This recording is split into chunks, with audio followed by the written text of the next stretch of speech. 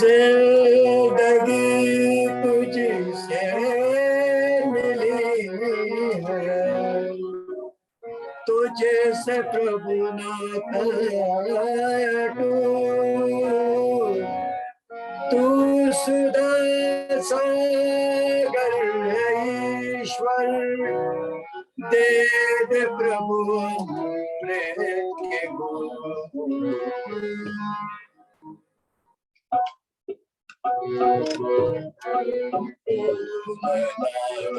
तेरा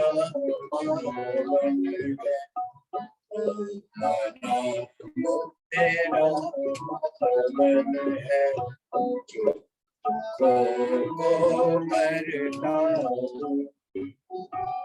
तू जलाए पाप सारे, तू ही है जो स्वरूप।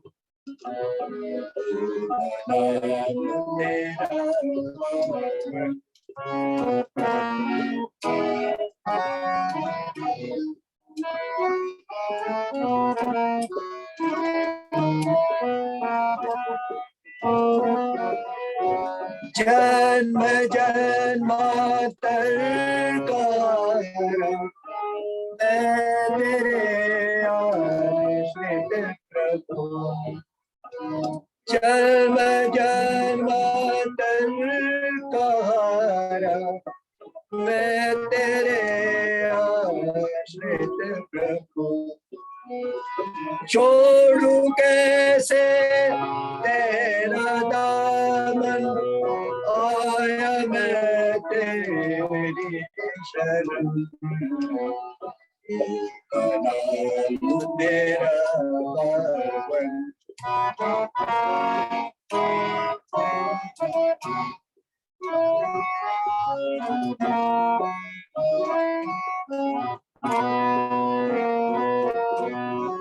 तू ही माता है पिता, जीव मात्र का है जीवन।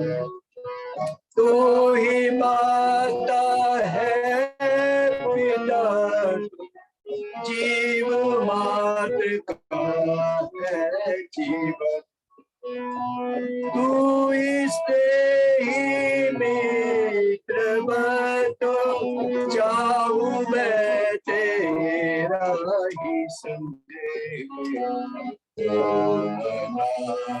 तेरा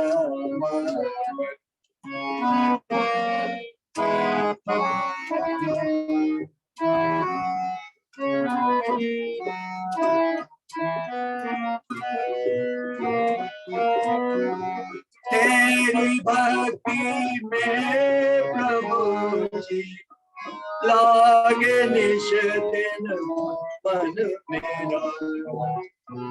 तेरी भक्ति में प्रभु जी लागे निश दिन मन मेरा।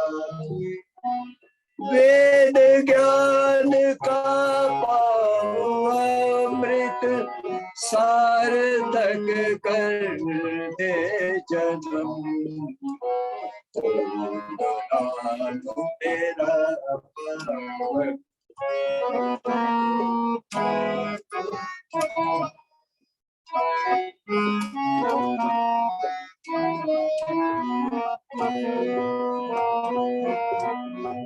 दुर्गुणों से दूर कर दो, सद्गुणों से साजे मन।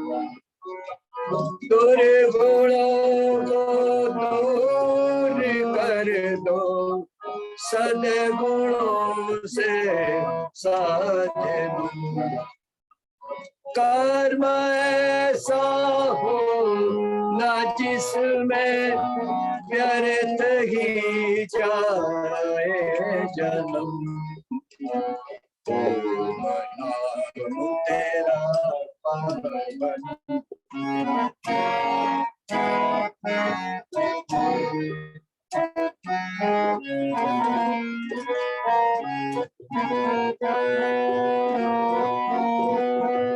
कामना केवल यही दे तेरे नाम का रतन धन।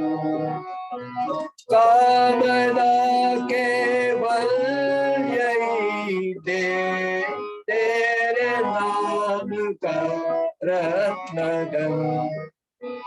पाउधन ऐश्वर्य तेरा मुक्ति का दे दो आनंद। तेरा पावन है करना तू चलाए पाप सारे। तू ही है ज्योति स्वरूप तेरा। धन्यवाद, बहुत बहुत आभार सम्मानित। आप सबका भी बहुत बहुत आभार। मैं निवेदन करूंगा बहन रुक्मणी जी से कि आप आए और एक भजन हम सभी के बीच में रखें। बहन रुक्मणी जी। जी ओम नमस्ते। नमस्ते जी। नमस्ते जी। आवाज आ रही है? जी बहन जी आवाज आ रही थी। जी जी जी। ओम।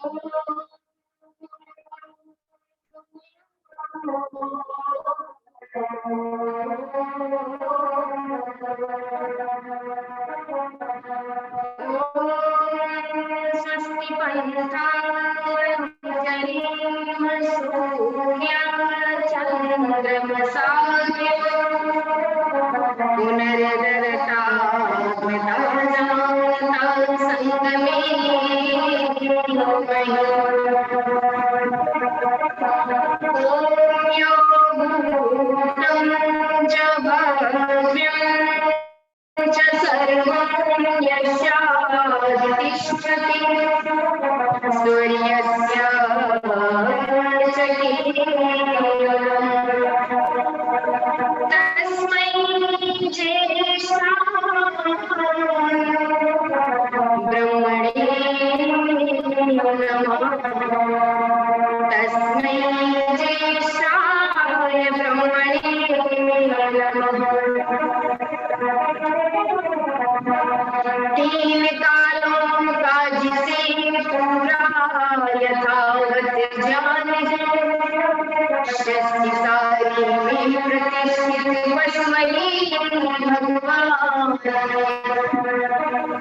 स्वयं सुख स्वरूप जिसका मुक्तिदाता नाम है, उस महानतम ब्रह्म को श्रद्धा समीप प्रणाम है। श्रद्धा समीप प्रणाम है। ईश्वर की बड़ी असीम अनुकंपा से आज आपके बीच में पुनः एक छोटा सा ईश्वर भक्ति का भजन गाने का अवसर प्राप्त हुआ है। सभी लोगों को सबसे पहले मेरा सादर प्रणाम। और आज भी ओम के विषय में ही जो ईश्वर का मुख्य नाम है उस पर आप बहुत सुंदर सा चिंतन श्रवण करेंगे। बहुत प्यारा गीत लिखते हैं कवि। जाप करो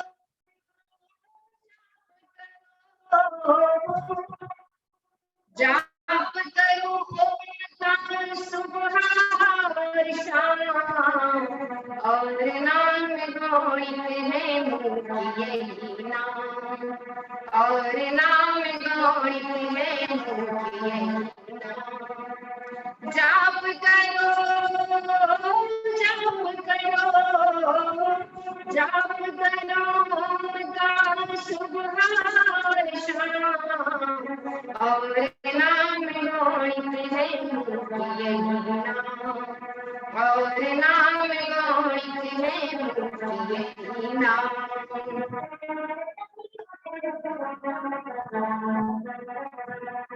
मन वचन कर्म देख सभी एक करेंगे, एकांतवास देख जाप करेंगे। मन वचन कर्म देख सभी एक करेंगे, एकांतवास देख जाप करेंगे। महासुख मिलेगा हो महासुख मिलेगा, ना मिलेगा आराम, और नाम गौणित है मुक्ति यही नाम, और नाम गौणित है मुक्ति यही नाम। जाप करो जाप करो जाप करो काल सुबह शाम, और नाम गौणित है मुक्ति यही नाम।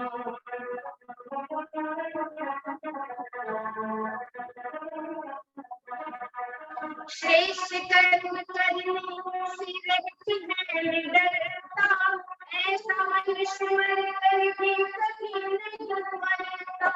श्रेष्ठ कर्म करने से व्यक्ति है निडरता, ऐसा मनुष्य मर कर भी कभी नहीं मरता।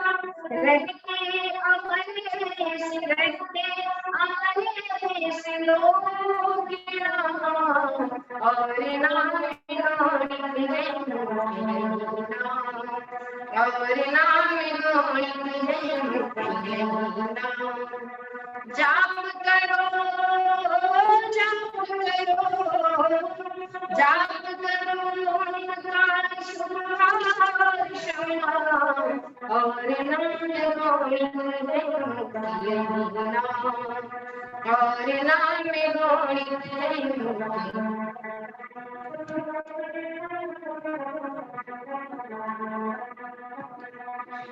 धर्म अर्थ काम मोक्ष चारों कमाओ, लेने जो आए थे लेकर के जाओ। धर्म अर्थ काम मोक्ष चारों कमाओ, लेने जो आए थे लेकर के जाओ। कर्म फल मिलेगा हाँ कर्म फल मिलेगा, और मिलेगा आराम, और नाम गौणित है मुक्ति यही नाम, और नाम गौणित है मुक्ति यही नाम। जाप करो जाप करो जाप करो काल सुबह शाम, और नाम गौणित है यही नाम, और नाम गौणित है मुक्ति यही नाम।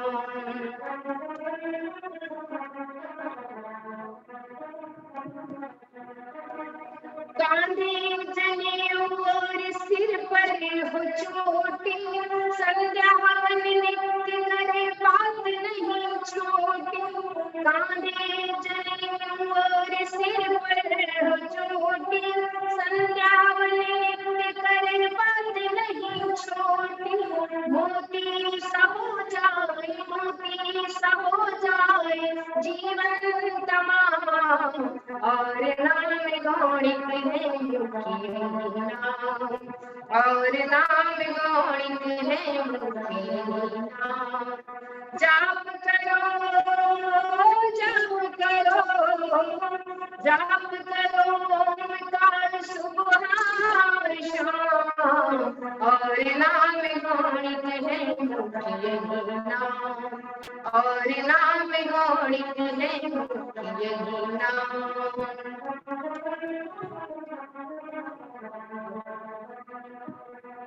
ओम नाम जपने से बंधन कट जाते, मिलती है मुक्ति और तले छट जाते। ओम नाम जपने से बंधन कट जाते, मिलती है मुक्ति और तले छट जाते। कट जाए पाप मुझे कट जाए पाप मेरे मुक्ति धाम, और नाम गौणित है यही नाम, और नाम गौरिक है मुख यही नाम। जाप करो जाप करो जाप करो उनका सुबह और शाम, और नाम गौरिक है मुख यही नाम, और नाम गौरिक है मुख यही नाम, और नाम गौरिक है मुख यही नाम। बहुत बहुत धन्यवाद। नमस्ते। और आवाज साफ आए ना तो बड़ा आनंद आए, लेकिन दुर्भाग्य रहता है कि बहन जब भी भजन बोलती है, जब भी हमने सुना है 10 बार में तो शायद एक ही बार ऐसा हुआ कि जब आवाज क्लियर आई। मेरे मित्र भाई राजेश कुमार प्रजापति जी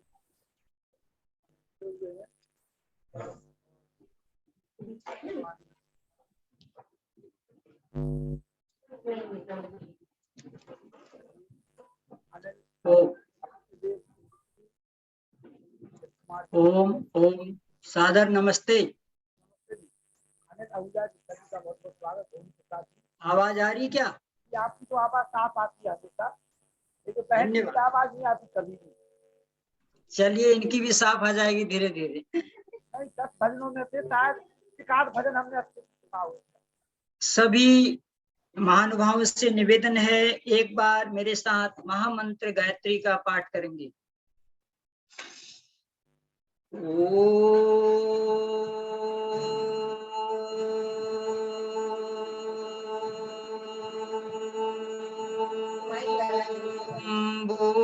भूर्भुवः स्वः तत्सवितुर्वरेण्यं भर्गो देवस्य धीमहि धियो यो नः प्रचोदयात्।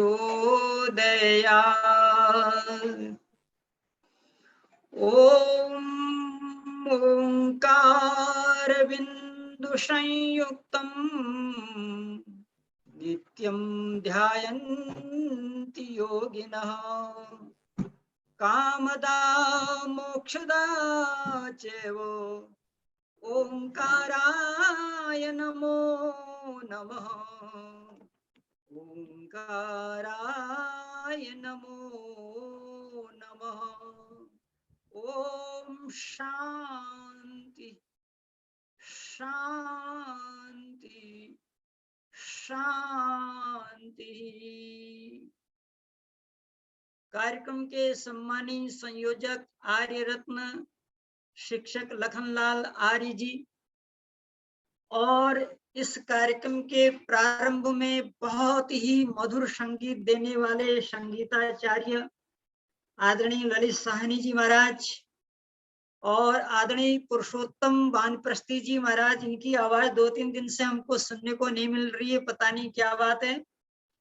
और अपने बीच में आदरणीय डॉक्टर व्यासनंदन शास्त्री जी महाराज जो हमारे परम मित्रों में से हैं। कल मैं आपको तलाश रहा था, कल नजर नहीं आए आप, लेकिन आज आपने कृपा की हमारे ऊपर, आपका दर्शन हुआ। आदरणीय डॉक्टर वेद प्रकाश जी शर्मा जो जनपद बरेली से हैं, बहुत ही प्रिय हैं हमारे। और अर्जुन कालरा जी जो जयपुर से हैं, आदरणीय प्रेम सचदेवा जी और आदरणीय भोगी प्रसाद जी आर्य जो बहुत अच्छे श्रोता हैं अपने वर्मा रंगून से, जिन्होंने कल शंका समाधान भी बहुत अच्छा हमारे बीच में रखा। और हमारे बीच में माता चंद्रकांता आर्या जी जो चंडीगढ़ से हैं, माता जी ने तो कल कमाल कर दिया। मैंने जितने भी व्याख्यान किए थे सभी व्याख्यानों के बारे में आपने टिप्पणी की, मुझे बड़ा आश्चर्य हुआ और लगा कि इस सभा में सबसे ज्यादा श्रोता बुद्धिजन, ए क्लास का श्रोता अगर कहा जाए तो माता जी को वो नंबर प्राप्त होता है। और आज के इस कार्यक्रम के हमारे अध्यक्ष आदरणीय शशि भूषण जी आर्य जो इंजीनियर हैं, और ये एक ऐसे इंजीनियर हैं जिन्होंने नौकरी से अवकाश नहीं लिया बल्कि इस्तीफा दिया। सरकार की बहुत सारी ऐसे कार्यों से आप असंतुष्ट थे, इसलिए आपने कहा मैं ऐसी नौकरी नहीं करूंगा जहां स्वतंत्रता छीनी जाती। तो ऐसे विभूति आर्य विभूति हमारे बीच में आज इस कार्यक्रम की अध्यक्षता कर रहे हैं। इनका भी आपको अंत में सुनने को प्राप्त होगा। माता पुष्पा सक्सेना जी, बहुत सारे लोग हैं, सभी का धन्यवाद करते हुए आगे बढ़ते हैं। सज्जनों, आचार्य जी, आज का ओम आचार्य जी, श्रद्धेय सुरेश जोशी जी, जी, पुरुषोत्तम दुबे, वानप्रस्थी, पुरुषोत्तम वानप्रस्थी, सादर नमस्ते। हाँ, मैंने आपको सबसे पहले नमस्ते किया है। हाँ, बहुत बहुत धन्यवाद आपका। हाँ सज्जनों, आज के कार्यक्रम का विषय है ईश्वर का मुख्य नाम ओम ही क्यों। ईश्वर का निज और मुख्य नाम ओम, ये आज का विषय है। कल आपने इसके पूर्व प्रसंग में सुना था ओंकार स्तुति। तो महर्षि देवदयानंद महाराज सत्यार्थ प्रकाश में लिख रहे हैं कि यह ओम नाम परमात्मा का सर्वोत्तम नाम है, इससे कोई उत्तम नाम नहीं है। और इस ओम नाम से अनेकों नाम बनते हैं, जिनकी संक्षिप्त चर्चा मैंने कल प्रारंभ की थी। अब मैं आपको बताना चाहता हूं, नाम 3 प्रकार के होते हैं, मुख्य नाम, निज नाम और गौण नाम, ईश्वर के संबंध में। तो परमात्मा का मुख्य और निज नाम ओम है। गौण नाम का अर्थ ही होता है गुणवाची नाम। जितने जितने गुण परमात्मा के हैं, उतने उतने नाम परमात्मा के हो जाते हैं। दया करता है, दयालु है, मनुष्यों के अंदर, नरों के अंदर निवास करता है, इसे नारायण कहते हैं। संपूर्ण जगत में वास कर रहा है, इसे वासुदेव कहते हैं।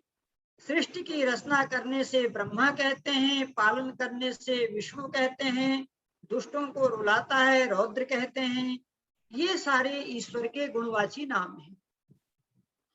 अब जो मैं आपको बताने जा रहा हूं, महर्षि देवदयानंद महाराज ने संस्कार विधि में, जहां वेदारंभ संस्कार है, वेदारंभ संस्कार में गायत्री मंत्र का अर्थ करते हुए, देखिए ऋषि ने ऋग्वेदादि भाष्य भूमिका में जो अर्थ किया है, सत्यार्थ प्रकाश में जो अर्थ किया है, हर जगह के अर्थों में कुछ न कुछ भिन्नता ऋषि ने रखी है प्रकरण के आधार पर।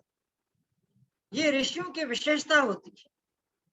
तो ठीक इसी प्रकार से वेदारंभ संस्कार में जब गायत्री मंत्र का अर्थ ऋषि दयानंद लिखते हैं, तो उसमें सबसे पहले ओम के बारे में लिखते हैं। क्या लिखते हैं सुनिए। ऋषि लिखते हैं, यह ओम मुख्य परमेश्वर का निज नाम है। यह ओम मुख्य परमेश्वर का निज नाम है। यहाँ पर 3 शब्द आए। एक शब्द है मुख्य, दूसरा शब्द है निज और तीसरा शब्द है नाम। 3 शब्दों का प्रयोग हुआ है, ओम, मुख्य और नाम। अब इन तीनों को हम समझेंगे तो ये आशय स्पष्ट हो जाएगा विषय का। कल्पना कीजिए, मैं अपने घर से शहर की ओर निकला। रास्ते में मेरा मित्र मुझसे मेरी ओर आ रहा था। मैं शहर की ओर निकला, रास्ते में मेरा मित्र मुझसे मिला, दोनों में मुलाकात हो गई। मैंने अपने मित्र से पूछा, कहां से आ रहे हो? तो मेरे मित्र ने कहा कि भगवान का दर्शन करके आया। मैंने अपने मित्र से कहा कि ये भगवान कौन है? तो उन्होंने कहा ईश्वर है। तो हमने कहा नहीं, तो ईश्वर का नाम तो भगवान कहीं है ही नहीं। किसी भी शास्त्र में ईश्वर का नाम भगवान नहीं है। और आप कह रहे मैं भगवान का दर्शन करके आया हूं। किस भगवान का दर्शन करके आए हैं आप? तो उन्होंने कहा अच्छा ये बताओ, जब ईश्वर का नाम भगवान नहीं है तो फिर भगवान है क्या?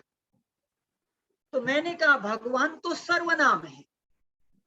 हमारे व्याकरण के विद्वान व्यासनंदन जी बैठे हैं, समझ रहे होंगे हमारी बात को। मैंने कहा भगवान तो सर्वनाम है। बोले ये सर्वनाम क्या होता है?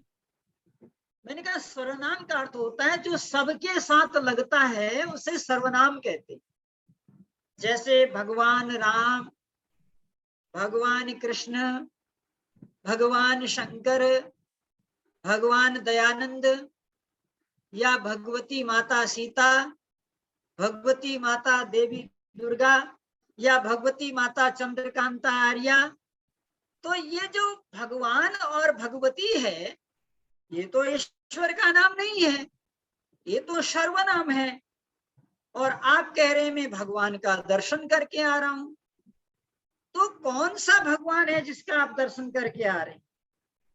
अब यहाँ पर एक बात आपको और सोचनी विचारनी है कि जब आप कहते हैं कि मैं भगवान राम का दर्शन करके आया हूं, माना आपने कहा कि मैं भगवान राम का दर्शन करके आया हूं, जैसे ही आपने कहा भगवान राम का दर्शन करके आया हूं, ठीक उसी समय आपके मस्तिष्क में एक चित्र उभर के आता है कि नीलांबुज श्यामल कोमलांगम सीता समारो पितवाम भागम पाड़ो महासायक चारु चापम नमामि रामम रघुवंशनाथम, नमामि रामम रघुवंशनाथम।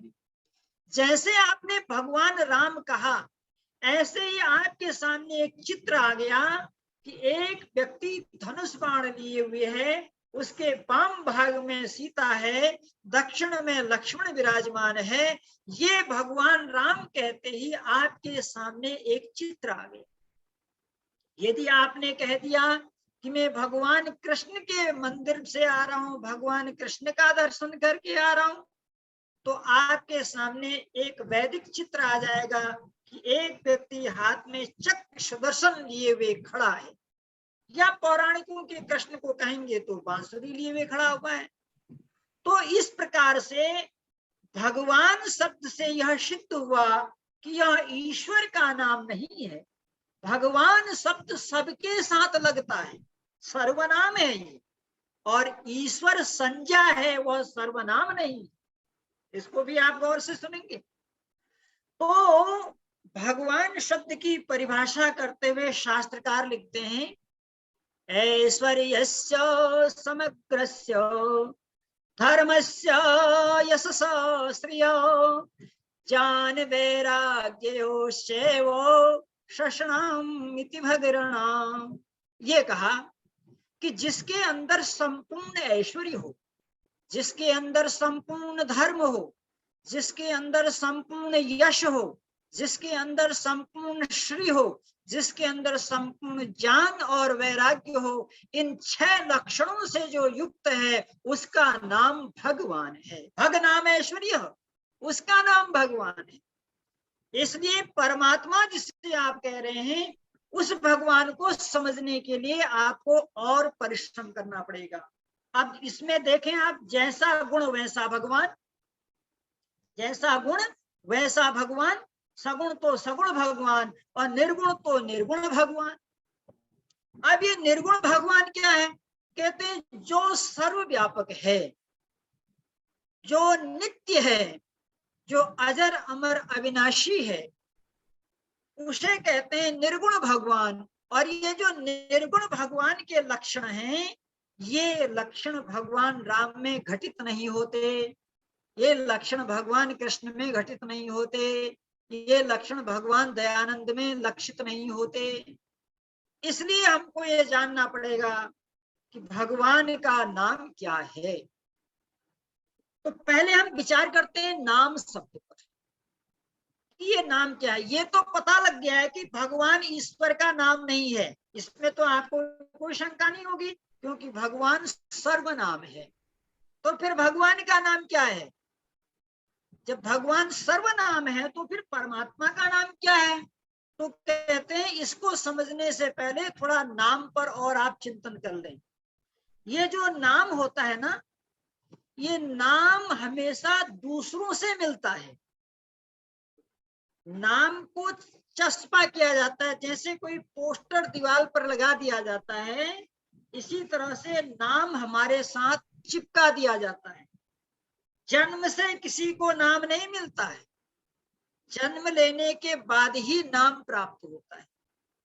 संसार में जितने जड़ और चेतन पदार्थ हैं, इन दोनों पदार्थों को जब हम व्यवहार में लाते हैं, जब हम प्रयोग में लाते हैं, तो इनको प्रयोग में लाने के लिए किसी नाम की आवश्यकता पड़ती है।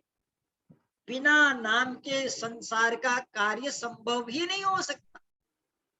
तो ये जो नाम है, ये नाम हमको दूसरों से मिलता है। और एक विशेषता और है कि नाम मनमर्जी का होता है। नाम जो होता है वो मनमर्जी का होता है। जैसे आपने देखा होगा, कई लोग दरिद्र होते हैं, उनका नाम धन्ना सेठ होता है। कई लोग एकदम कुरूप होते हैं, उनका नाम रूपवान होता है। और कई लोग धनवान होते हैं, लेकिन उनका नाम दरिद्र नारायण होता है। तो पता क्या लगा कि ये जो नाम है, ये नाम किसी और के द्वारा दिया जाता है। दूसरी बात कि जो नाम देता है वो नाम देने से पहले होना चाहिए। आज तक जितने भी नाम दिए गए हैं, उनके नाम देने वाले उनसे पहले विद्यमान थे। उदाहरण के लिए कि भगवान राम का नाम जो राम पड़ा, वो किसने दिया? वो दशरथ, वशिष्ठ और विश्वामित्र ने दिया। अगर दशरथ, वशिष्ठ और विश्वामित्र पहले नहीं हुए होते तो उनका नाम राम नहीं पड़ता। अगर मेरे पिता मुझसे पहले नहीं हुए होते, मेरा पुरोहित मुझसे पहले नहीं हुआ होता, तो मेरा नाम आचार्य सुरेश नहीं पड़ता। आप समझ गए होंगे आप।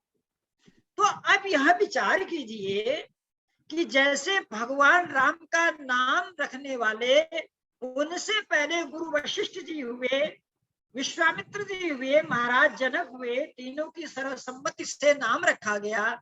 ऐसे ही जो भगवान है, जो ईश्वर है, जो परमात्मा है, उसका नाम किसने रखा? ओम नाम किसने रखा?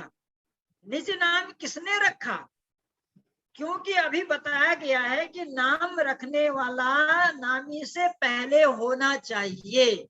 अब यह विचार कीजिए कि ईश्वर का नाम रखने वाला ईश्वर से पहले होना चाहिए। तो अब विचार करो, वो कौन है जो ईश्वर से पहले था? जब हम शास्त्रों को पढ़ते हैं, वेदों को पढ़ते हैं, तो पता लगता है कि ईश्वर से पहले कोई था ही नहीं। यजुर्वेद के 32वें अध्याय का मंत्र है, यस्मात् जातम न पुरा किंचनेव। ऐ मनुष्यो, उस परमात्मा से पूर्व यहाँ कुछ भी नहीं था। कुछ भी नहीं था, वह परमात्मा अकेला था। फिर आपके मन में विचार आएगा, साहब आपने कह दिया परमात्मा अकेला था, जबकि वेद में 3 अनादि सत्ताएं कही गई है कि एक जीवात्मा और एक प्रकृति। तब फिर आपने कैसे कह दिया कि परमात्मा अकेला था? प्यारे सज्जनों, मैं नहीं कह रहा हूं, ये वेद मंत्र कह रहा है। यस्मात् जातम पुराण किंचन है वो, है मनुष्य, उस परमात्मा से पहले कुछ भी नहीं था। न जीवात्मा थी, न प्रकृति थी। फिर इनको अनादि क्यों कहा गया? तो इस व्यवस्था को आप समझेंगे थोड़ा सा कि जीवात्माएं जो होते हैं वो या तो मोक्ष में रहती हैं और या प्रलय में रहती है। 2 ही जगह जीवात्माएं रहती है, या तो वो मोक्ष में होंगी या वो प्रलय में होंगी। तो जब सृष्टि बनी नहीं थी तो उस समय सारे जीवात्मा प्रलय में थे। तो प्रलय में वो कैसे थे भैया? वो प्रलय में विक्षिप्त अवस्था में थे, मूर्छित अवस्था में थे। तो जब वह मूर्छित अवस्था में थे प्रलय काल में, तो प्यारे सज्जनों, जो व्यक्ति मूर्छित है उसका होना और न होना दोनों बराबर है। ये देखो कैसे ऋषि समझा रहे हैं कि भाई जीवात्मा अनादि था, लेकिन उसके होने से क्या लाभ? क्योंकि वो तो मूर्छित अवस्था में है, वो तो कोई गति कर नहीं सकता, कोई क्रिया कर नहीं सकता। अब दूसरा अनादि तत्व क्या है? प्रकृति। वह प्रकृति भी अस्तित्व में नहीं थी। सृष्टि की रचना के बाद प्रकृति अस्तित्व में आती है, उससे पहले प्रकृति भी अस्तित्व में नहीं थी। इसलिए वेद ने कहा यस्मात् जाता न पुरा किंचन, वह परमात्मा अपने आप में अकेला था, वहां पर कोई नहीं था। जब कोई वहां पर था ही नहीं तो फिर उसका नाम किसने दिया भाई? अब इसका उत्तर स्वयं परमात्मा दे रहा है कि उसका उत्तर ईश्वरीय ज्ञान वेद के अंदर है, और वेद में परमात्मा ने स्वयं अपना परिचय दिया है। ओम खम ब्रह्मा ओम कृतो स्मर, हे जीव तू ओम का स्मरण कर, वह आकाशवत सर्वत्र व्याप्त है। ईशावास्यम इदम सर्वम, वह संपूर्ण संसार में ओतप्रोत है। ये परमात्मा ने वेद में ही अपना परिचय दिया कि मेरा जो नाम है वो क्या है, वो ओम है। प्यारे सज्जनों, यहां मैंने एक चीज तो आपके सामने सिद्ध कर दिया कि भगवान नाम नहीं है, नाम ओम है। क्योंकि भगवान जो है वो सर्वनाम है, वह सबके साथ लगता है। भगवान दयानंद, भगवान राम, भगवान कृष्ण। लेकिन जो नाम है परमात्मा का वो ओम है। ओम खम ब्रह्म, इस प्रकार से वेदों में उस परमात्मा के ओम नाम की घोषणा की गई है। वेद क्या है कि वेद अपौरुषेय हैं, वेद ईश्वरी वाणी है। ईश्वर स्वयंभू है, ईश्वर सर्वज्ञ है, सर्वशक्तिमान है। ईश्वर अपने कार्य के लिए किसी की अपेक्षा नहीं रखता है, वह अपने कार्यों को करने में पूर्ण रूप से स्वतंत्र है। तो उसी परमात्मा ने अपना परिचय वेद के अंदर दिया कि मेरा नाम ओम है। एक बात स्पष्ट होगी। अब आगे दो चीजें, निज नाम और मुख्य नाम, इन दोनों को समझने की आवश्यकता है। तो परमात्मा का निज नाम क्यों कहा भाई? निज नाम का मतलब ये होता है कि वह नाम उसके स्वभाव से जुड़ा हुआ है। जैसे जीवात्मा है, हम है, हमारा निज नाम क्या है? जीवात्मा, प्रकृति। ऐसे ही परमात्मा का जो ये ओम नाम है, ये उसका निज नाम है, उसके स्वभाव से जुड़ा हुआ है, जिसका अर्थ ही होता है सर्वरक्षक। अवरक्षणे धातु से ओम शब्द बनता है, जिसका अर्थ होता है सर्वरक्षक। वह परमात्मा हर काल में, हर देश में, हर परिस्थिति में सदा हमारी रक्षा करता था, करता है और करता रहेगा। ऐसा नाम है ये परमात्मा। और आपको ये बता दूं कि यह नाम अव्यय है, जिसका कोई रूप नहीं बनता, उससे अव्यय कहते। जैसे राम रामो रामा, राम शब्द का रूप बन गया, कृष्ण का रूप बन जाएगा। लेकिन ओम शब्द का कोई रूप नहीं बनता, क्योंकि ये अव्यय है। अव्यय का मतलब ये अखंड है, ये अच्युत है, ये अद्वितीय है, ये अदिति है। अवखंडने धातु से अदिति शब्द बनता है, अर्थात जिसका कभी खंड नहीं हो सकता। ये परमात्मा है, अद्वितीय है। अद्वितीय का अर्थ होता है कि परमात्मा जैसा कोई दूसरा नहीं है। परंतु अद्वितीय का अर्थ ये नहीं होता कि परमात्मा के अलावा कोई और नहीं है। ध्यान से सुनिएगा, परमात्मा के अलावा और है, परमात्मा के अलावा जीवात्मा है, परमात्मा के अलावा प्रकृति है, परंतु परमात्मा जैसा दूसरा नहीं है। परमात्मा जैसा परमात्मा ही है, ये अद्वितीय शब्द का अर्थ होता है। तो इसलिए उस परमात्मा का जो निज नाम है, उसका मुख्य नाम है, वो ओम है। अब दूसरा शब्द आता है कि निज के साथ साथ ओम नाम। ये संदर्भ मैंने आपको दिया कि वेदारंभ संस्कार में गायत्री मंत्र का अर्थ लिखते हुए महर्षि दयानंद ने ओम के बारे में लिखा कि यह परमेश्वर का मुख्य और निज नाम है। अब कहते हैं ये जो निज नाम है परमात्मा का, ये मुख्य नाम कैसे हो गया? तो मुख्य नाम कहने के यहाँ दो प्रयोजन हैं। जैसे उदाहरण के लिए, अगर कोई व्यक्ति बीमार हो जाए तो उस बीमार व्यक्ति के पास डॉक्टर होना चाहिए कि नहीं होना चाहिए?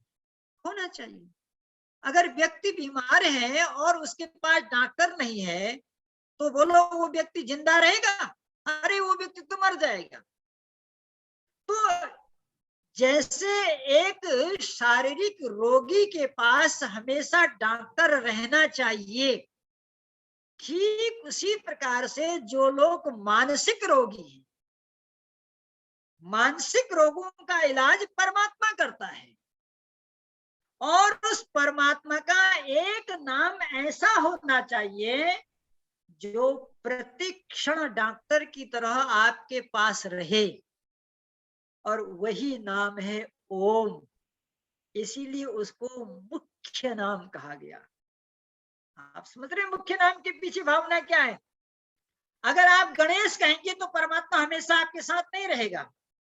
राम भी ईश्वर का नाम है, रमते योगी नाम हृदय स राम। जो परमात्मा योगियों के हृदय में रमण कर रहा है, उस परमात्मा का एक नाम राम है। लेकिन ये सारे गुणवाची नाम हैं। जितने भी गुणवाची नाम परमेश्वर के हैं, वो देश काल परिस्थिति के आधार पर रहने वाले हैं, वो नित्य और शाश्वत नाम नहीं है। परंतु एक ऐसा नाम जो हमेशा आपके साथ रहे। जैसे रोगी के साथ डॉक्टर अगर हमेशा रहेगा तो रोगी के हमेशा स्वस्थ होने की संभावना बनी रहेगी। इसी प्रकार से परमात्मा जब 24 घंटे 48 घंटे हमारे साथ रहेगा तो हमारा विषयों से पतन होने से बचने का बहुत बड़ा अवसर रहेगा, क्योंकि परमात्मा हमारे साथ है। तो जिस परमात्मा को आप ये कहते हैं कि वो हमारे साथ है, उस परमात्मा का नाम गणेश नहीं है, उस परमात्मा का नाम ब्रह्मा नहीं है, उस परमात्मा का नाम विष्णु नहीं है, उस परमात्मा का नाम रुद्र नहीं है। इसलिए समझिए आप ओम नाम की महिमा को। जो परमात्मा प्रत्येक क्षण आपके रोम रोम में, श्वास श्वास में विचरण कर रहा है। जब कोई आपसे इंटरव्यू में पूछे कि बोलो रोम रोम में रहने वाले परमात्मा का नाम क्या है, तो वहां पर आपको ओम कहना होगा, क्योंकि यह परमात्मा का मुख्य नाम है। एक कारण तो ये है। अब एक दूसरा कारण आपको बताते हैं। क्योंकि परमात्मा के असंख्य नाम हैं, तो वो जो असंख्य नाम है ईश्वर के, वो सारे के सारे गौणिक नाम हैं। गौणिक नाम का अर्थ मैंने आपको पहले भी बताया। गौणिक अर्थात गुणवाची नाम। जैसा जैसा गुण होगा वैसा वैसा नाम होगा। दयालु, क्योंकि परमात्मा दया करता है, इसलिए उसका दयालु नाम है। और एक चीज और आप जानेंगे कि परमात्मा ही नहीं, संसार का प्रत्येक पदार्थ सगुण और निर्गुण होता है। अभी तक आप लोग यही सुनते आए होंगे कि ईश्वर सगुण और निर्गुण है। नहीं, संसार का प्रत्येक पदार्थ सगुण और निर्गुण होता है। कैसे होता है समझिए। जैसे जल है, जल शीतल होने से सगुण है, परंतु जल में उष्णता नहीं है, इसलिए जल निर्गुण है। आ गया समझ में। अग्नि, अग्नि उष्ण होने से सगुण है, परंतु अग्नि में शीतलता नहीं है, इसलिए वह निर्गुण है। तो संसार का प्रत्येक पदार्थ, केवल परमात्मा ही नहीं, संसार का प्रत्येक पदार्थ सगुण और निर्गुण है। गुण को धारण करने से सगुण, गुण रहित होने से निर्गुण। तो परमात्मा के अनंत नाम हैं। और परमात्मा को छोड़िए, अरे हमारे और आपके भी बहुत नाम होते हैं। जब हम पैदा होते हैं तो लोग कहते हैं लल्ला पैदा हुआ, लल्ला, तो लल्ला भी हमारा एक नाम हो गया। और लल्ला जब बड़ा होता है तो कहते हैं सोनू, तो एक नाम सोनू हो गया, एक नाम लल्ला हो गया, एक नाम सोनू हो गया। और सोनू का जब नाम स्कूल में लिखा गया तो नाम लिखा सुरेश, ये तीसरा नाम हो गया। अब इसने आगे जाकर के डिग्रियां ली तो एक नाम हो गया आचार्य। जब यह सुरेश यज्ञ करने लग गया तो इसका एक नाम हो गया पुरोहित। जब यह सुरेश बस में बैठ के यात्रा कर रहा होता है तो इसका नाम हो जाता है पैसेंजर। जब यह सुरेश भोजन कर रहा होता है तो इसका नाम होता है भोजन करने वाला।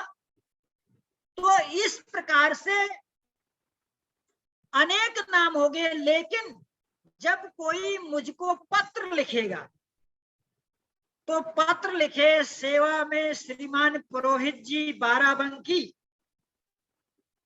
उत्तर प्रदेश, तो क्या पत्र मेरे पास पहुंचेगा? नहीं पहुंचेगा, क्योंकि बाराबंकी में बहुत पुरोहित हैं, आर्य समाज के पुरोहित हैं, पौराणिक पुरोहित हैं, बहुत पुरोहित हैं। इसलिए जब मेरा नाम लिखा जाएगा सुरेश आचार्य जोशी, प्रवक्ता आर्यावर्त साधना सदन पटेल नगर दसरा बाग बाराबंकी, वो पत्र दौड़ते हुए मेरे पास आ जाएगा।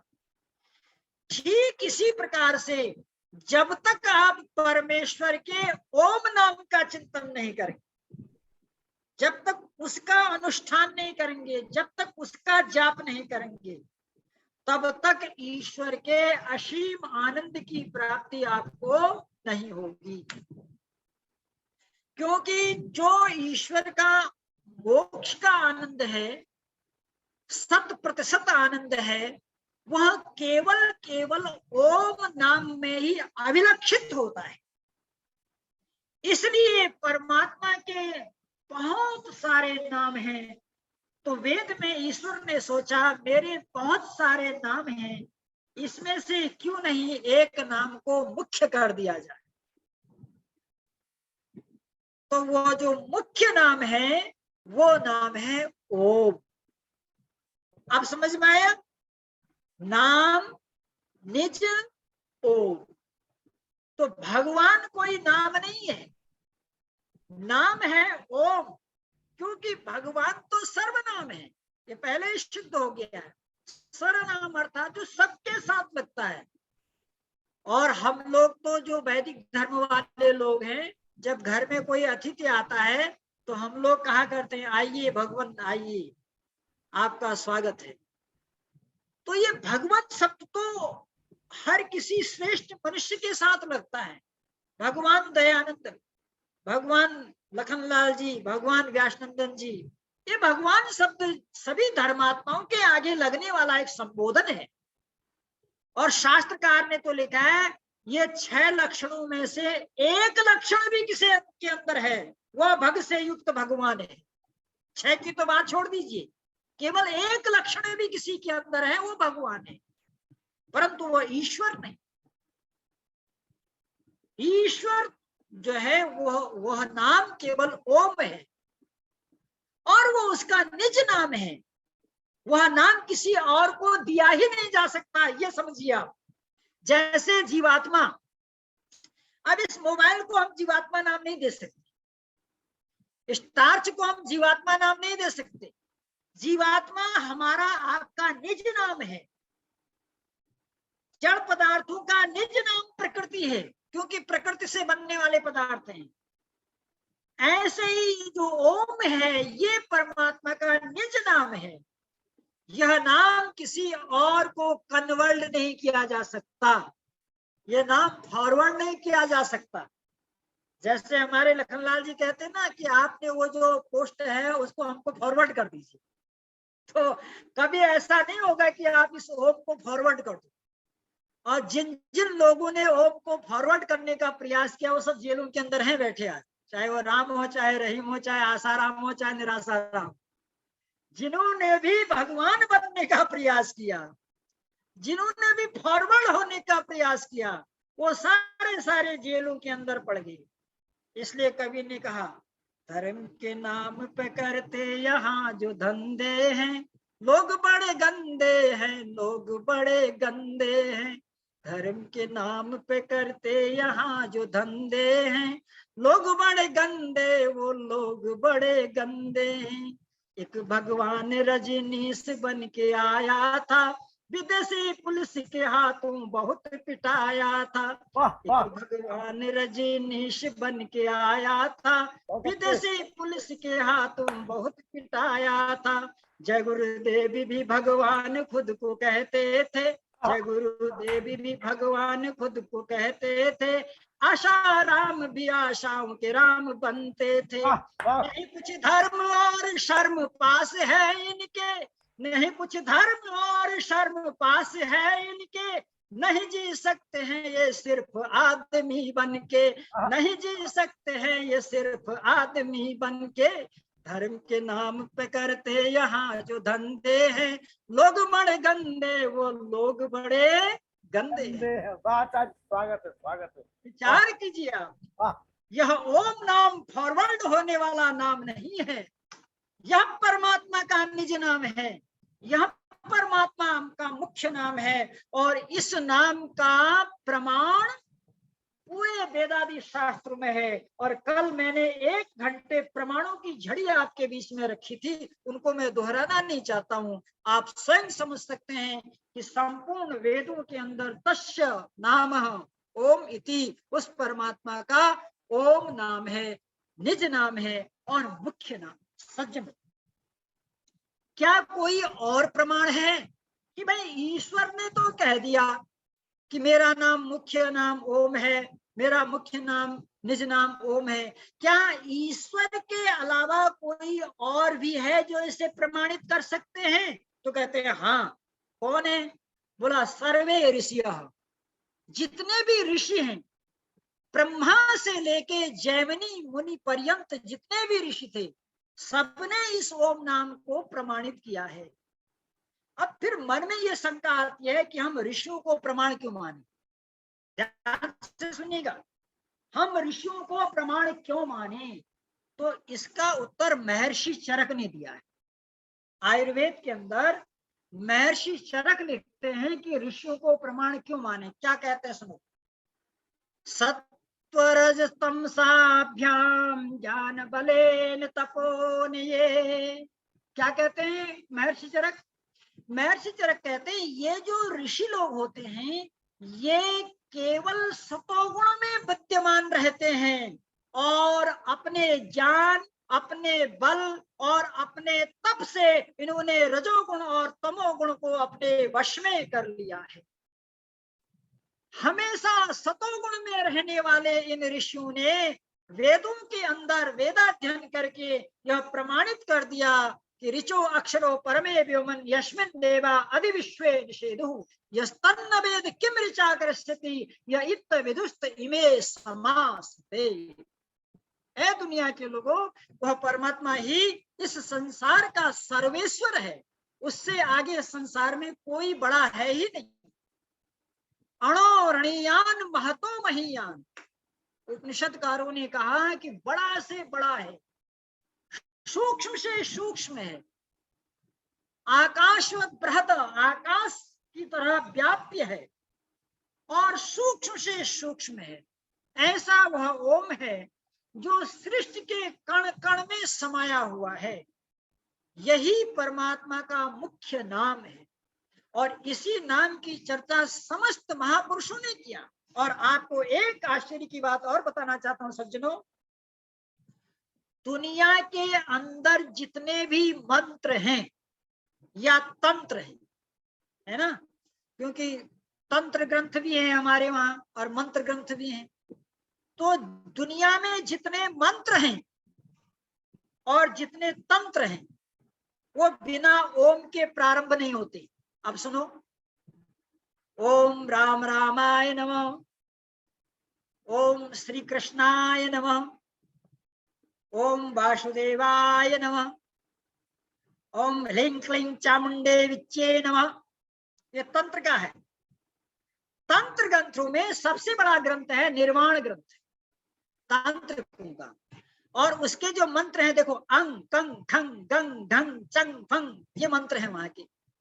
तो इसमें जो अंग कंग खंग, ये जो अनुस्वार आपको दिखाई दे रहा है ना, ये अनुस्वार ही ओम का रूप है। तो दुनिया में कोई भी मंत्र और तंत्र ऐसा नहीं है जो बिना ओम के प्रारंभ होता हो। ओम दुर्गाय नमः, ओम राम रामाय नमः, यहीं से प्रारंभ होता है। और सज्जनों, हम ये कहते हैं कि मूल को पकड़ लो। आज मूल में ही तो लोग भूल कर रहे हैं। अगर मूल के भूल को पकड़ ले तो मिट जाए त्रिशूल, कोई शूल रहे ही नहीं। सारे शूलों का एक कारण है मूल को भूल जाना। मूल को भूलने से सूल है, और सूल से हटना हो तो मूल को पकड़। और हमारे जो गुरु थे उनका भी नाम है मूल शंकर। किसी ने कहा आपका नाम शंकर क्यों नहीं रखा? बोला शंकर इसलिए नहीं रखा है क्योंकि लोगों ने शंकर को भी पौराणिक बना लिया, शंकर को भी अवतारवादी बना दिया। इसलिए हमने कहा नहीं, जो शंकर का भी शंकर है वो मूल शंकर। उसी मूल शंकर की कृपा से हम उस मूल तक पहुंचे। और याद रखिए, जो मूल तक पहुंचता है वही मूल शंकर है, और जो मूल तक नहीं पहुंचता वो मामूली है। तो आपको मामूली बनना है या मूल बनना है, इस पर आप चिंतन कर लीजिए। यदि आप पर मूल बनना है तो उसका एक ही तरीका है कि आप ओम कृतो स्मरः, इस ओम का ही स्मरण करो। मनुष्य का जन्म ही इसीलिए हुआ है। अब आप देखो, जात कर्म संस्कार में ये संस्कारों की जो व्यवस्था हमारे वहां है बड़ी अद्वितीय है। जात कर्म संस्कार का मतलब होता है जिस समय बालक पैदा होता है उस समय जो संस्कार किया जाता है उसका नाम है जात कर्म संस्कार। अब ये दुर्भाग्य है कि आजकल बच्चे घरों में नहीं पैदा होते हैं, अस्पतालों में पैदा होते हैं। तो अस्पतालों में तो वो नर्स नाल काटती है, तो वो क्या जाने संस्कार करना। संस्कार तो हमारे ऋषि मुनि करते थे। जब लव और कुश पैदा हुए थे तो वहां कोई नर्स थोड़ी थी, वहां पर महर्षि वाल्मीकि थे। और महर्षि वाल्मीकि का जब नामकरण करने की बारी आई तो एक का नाम लव रखा, दूसरे का नाम कुश रखा। तो माता सीता ने पूछा, गुरुदेव आपने इनका नाम लव कुश क्यों रखा? देखो जरा कितनी बड़ी मीमांसा है हमारे वहां। तो महर्षि वाल्मीकि कहते हैं, बेटी ये जो कुश की घास है ना, ये कुश की घास की जो भाग जमीन के अंदर रहता है इसका नाम लव है, और जो भाग ऊपर रहता है इसका नाम कुश है। और ये जो लव और कुश है ये एंटीसेप्टिक घास है। इस घास का प्रयोग करने से बैक्टीरिया दोष नहीं होता है, और इसी से मैंने नाल काटी थी। और सज्जनों, इस देश में एक आचार्य चाणक्य थे जो अपनी कुटिया में कुश का झाड़ू लगाया करते थे। ये कुश इतना महत्वपूर्ण है। तो जात कर्म संस्कार के समय जब कुश से पिता नालोच्छेदन करता है और फिर उसके बाद उसके जिह्वा में सोने की शलाका को मधु में डुबाता है।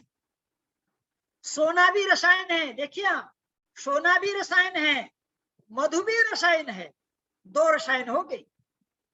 जिस संस्कृति में पैदा होते ही रसायन मिलते थे, आज वो संस्कृति रसायन के लिए भटक रही है, क्योंकि हमने वेदों की परंपरा को छोड़ दिया। वेदों नित्य अध्येताम, शास्त्रों ने कहा वेदों का नित्य अध्ययन होना चाहिए, हमने छोड़ दिया, प्रमाद कर दिया हमने, प्रमाद से हम भटक गए।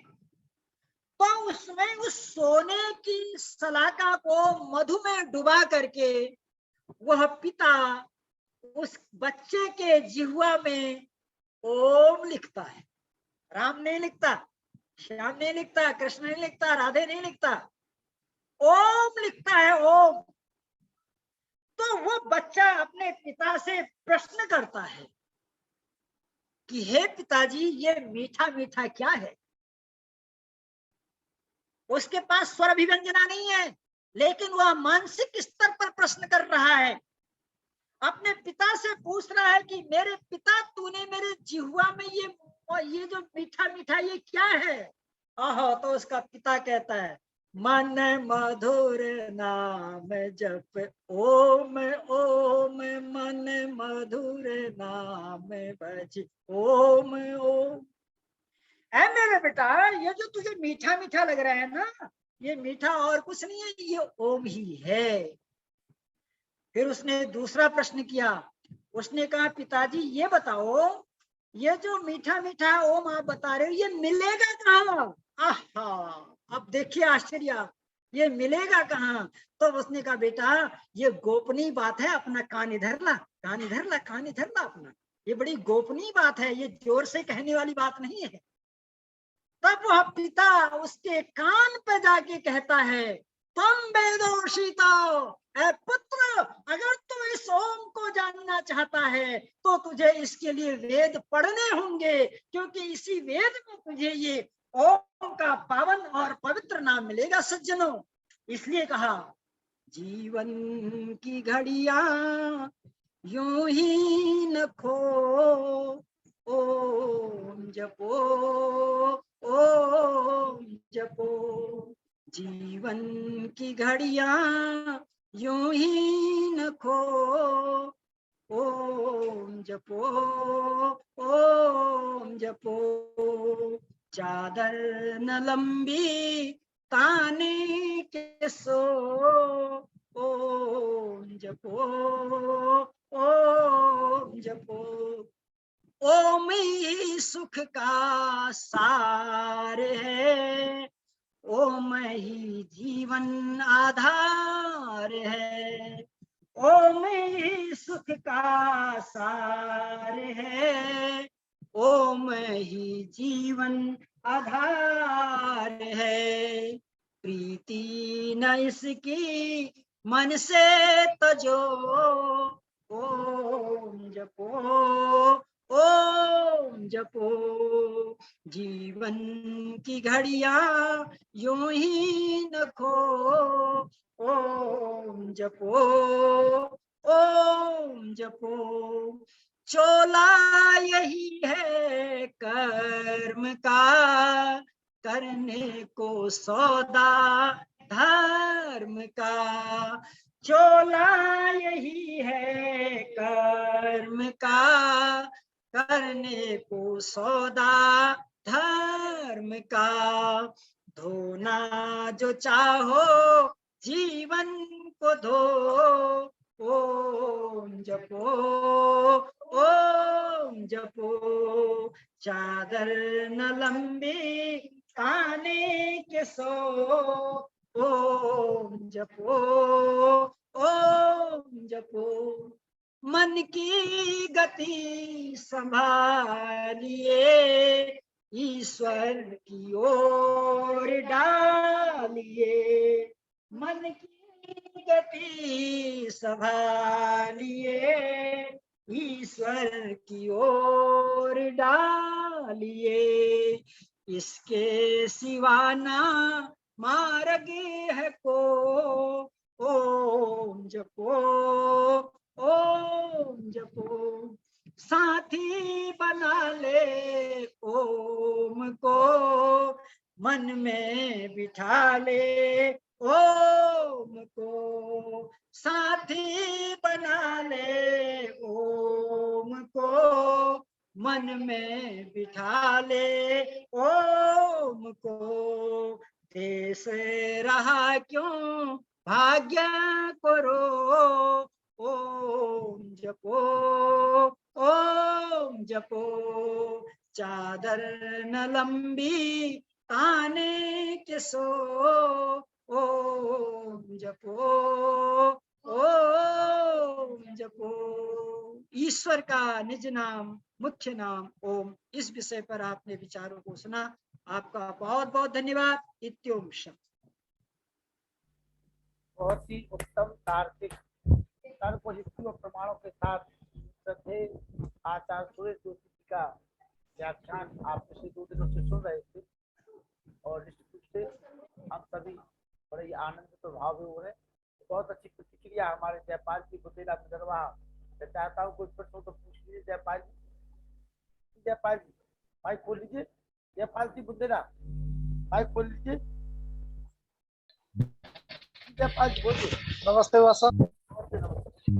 हाँ, आज की प्रस्तुति बहुत ही अच्छी लगी, आनंददायक और मन को वाकई में झकझोर देने वाली स्थिति थी आज की।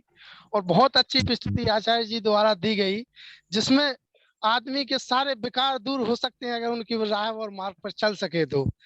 आचार्य जी का मैं बहुत बहुत धन्यवाद करता हूँ कि इस प्रकार की प्रस्तुति दी कि जो भी सुनेगा आज की इस स्तुति को वो वाकई में अपने जीवन को धन्य मानेगा। ऐसा अवसर हर समय नहीं मिलता है जो आज प्रस्तुति दी। धन्यवाद जयपाल जी। हमारे आज के जो सारस्वत अतिथि है सीनियर शशि भूषण जी, और हम सभी का सौभाग्य है कि जैसा कि उनका परिचय आचार्य जी दे रहे थे, प्रतापगढ़ से हैं आप, और आपने कुछ सरकारी नौकरी में जो स्वतंत्रता उनकी छिन रही थी, जो अच्छा उन्हें नहीं लग रहा था, उन्होंने उसे त्याग पत्र दे दिया और समाज और राष्ट्र निर्माण में लग गए। ऐसी महान विभूति अनिल आहूजा जी भी, उनको भी हम सुनेंगे। अनिल आहूजा जी जुड़े रहिए। आइए शशि भूषण जी प्रतापगढ़, आपका आशीर्वाद मिले जी। जी बोलिए। जोर से बोलिए, जोर से।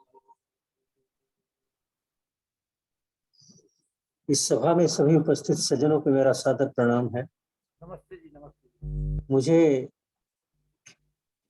आदरणीय आचार्य जी का समाचार बहुत शीघ्र मिला और मुझे इतनी प्रसन्नता हुई कि इस महाकुंभ का अध्यक्ष बनने का अवसर उन्होंने मुझे प्रदान किया। हम लगभग 20 बरस से आचार्य जी के साथ जुड़े हुए थे और आज का व्याख्यान, उनका आज का भाषण जो है इतना सारगर्भित है कि जितनी ही प्रशंसा करें इसकी कम है। जो लोग जितना ज्ञान रखते हैं उतना इस विषय को समझ सकते हैं। मेरी आवाज पहुंच रही है आप सबके लिए? आवाज आ रही है, बोलिए बोलिए। आप बोलिए, आवाज आ रही है, आप बोलते रहिए। बोलिए, आप बोलिए। मेरी आवाज स्पष्ट आ रही है? हाँ आ रही है, आप बोलिए। जी आ रही है, आपकी आवाज आ रही है शशि भूषण जी, आ रही है आवाज आपकी। जी, तो मैं ओम के इस निज नाम को जितने प्रमाण दिए हैं, मैं इसमें थोड़े शब्द जरूर कहना चाहूंगा कि आज से 5000 वर्ष पूर्व या 6000 वर्ष पूर्व जो प्रमाण मिलते हैं वो केवल ओम के ही मिलते हैं। कालांतर में लोगों ने तरह तरह के नाम ईश्वर के इजाद किए जो कि इसका प्रमाण नहीं मिलता कहीं भी। सृष्टि के आदि में जो रचना हुई, सृष्टि के आदि में जो ज्ञान परमात्मा द्वारा प्रदान किया गया, उसमें कहीं भी इतर जिससे नाम कहीं नहीं था। जहां भी है ये ओम शब्द ही मिलता है। ये उपनिषदों में भी इसका प्रमाण मिलता है, जैसा कि आचार्य जी ने अभी प्रस्तुत किए। बहुत सारे प्रमाण मैं कल का भी सुन रहा था, आपका रिकॉर्डेड जो था उससे मैं सुन रहा था और वो बहुत ही सारगर्भित था, जिसमें लोगों ने कालांतर में इसके तरह तरह के नाम अपनी भाषा के अनुसार लोगों ने रखना शुरू कर दिया। परमात्मा के तरह तरह के नाम लोगों ने बनाना शुरू कर दिए, जो कि व्याकरण से, हमारे इस सभा में बहुत व्याकरण के आचार्य भी हैं, उनका भी संवाद सुनने को मिलेगा। अगर ये कार्यक्रम इस प्रकार चलता रहा तो जन कल्याण बहुत होगा संसार का इसमें।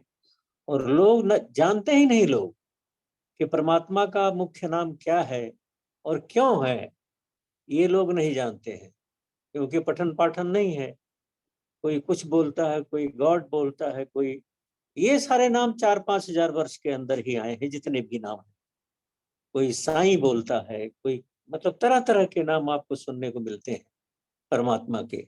लेकिन अगर विश्व की लाइब्रेरी में, विश्व के पुस्तकालय में, आज तो सिद्ध है कि वेद सबसे ओल्डेस्ट बुक है, सबसे प्राचीन बुक है ये, और उस वेद के अंदर कहीं भी कोई भी इससे इतर कोई नाम नहीं मिलता। गुणवाचक संज्ञा परमात्मा के, जैसे एक कलेक्टर है, जब वो रेवेन्यू से जुड़ता है, जब मनी कलेक्ट करता है तो कलेक्टर कहलाता है, और जब न्याय करता है तो न्यायाधीश कहलाता है।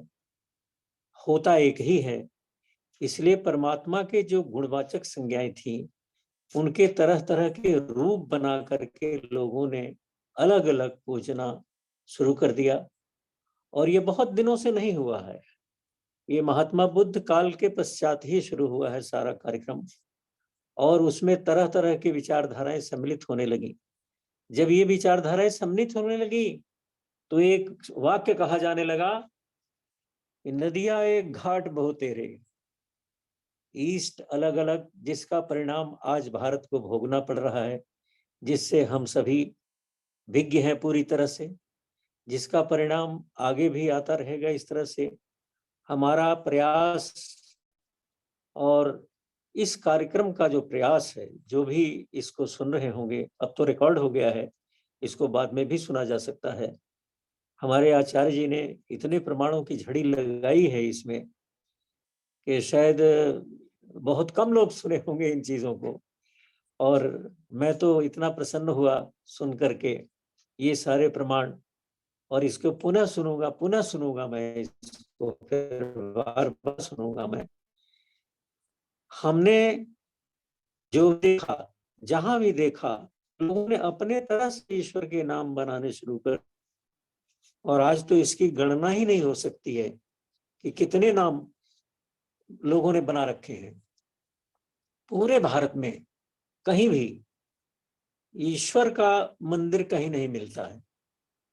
जहां भी होगा भगवान का मंदिर मिलेगा, इस पर भी विचार नहीं करते हैं। एक आदर सूचक शब्द है ये। आइए भगवान, विराजिए, बैठिए, ये एक आदर सूचक शब्द है, और वो किसी भी सर्वनाम लग सकता है, जैसा आचार्य जी ने अभी प्रदर्शित किया। किसी के नाम के आगे, महापुरुष के नाम के आगे लगाया जा सकता है। और जितने गुणवाचक संज्ञा है परमात्मा के, वो सारे सब जगह नाम बदलते जाते हैं गुण के अनुसार।